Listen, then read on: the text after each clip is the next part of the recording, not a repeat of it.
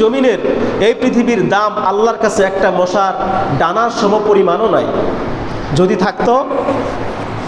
যদি থাকতো আল্লাহর কাছে মশার ডানা সম পরিমাণ দাম, অথবা মশার একটা পায়ের সম পরিমাণ দাম যদি আল্লাহর কাছে এই পৃথিবীর থাকতো, আল্লাহ একটা কাফের মুশরিক, এই যে ইসরায়েল বাহিনী গাজার উপরে যেই বর্বর গণহত্যা চালিয়েছে, আল্লাহর কাছে যদি দাম থাকতো পৃথিবীর, ইসরায়েল বাহিনীকে ধ্বংস করতে ওই যে নমরুদের মতো একটা ল্যাংড়া মশাই যথেষ্ট ছিল। কথা বলে ঠিক কিনা? নমরুদের এত বিশাল বাহিনীকে ধ্বংস করতে, আব্রাহার এত বিশাল বাহিনীকে ধ্বংস করতে আল্লাহ পাকের বড় বড় কামানের প্রয়োজন হয় নাই। একটা ন্যাংরা মশা, সামান্য আবাবিল পাখি, ছোট্ট একটা পাখির মাধ্যমেই আব্রাহার বিশাল বাহিনীকে, হস্তি বাহিনী সহ ধ্বংস করে দিয়েছিল। আল্লাহর এই ক্ষমতা আছে না? আছে। আল্লাহ এখনো চাইলে পারে কি পারে না? কিন্তু আল্লাহ পাক কেন করছেন না সেটা একমাত্র আল্লাহ পাকই ভালো জানে।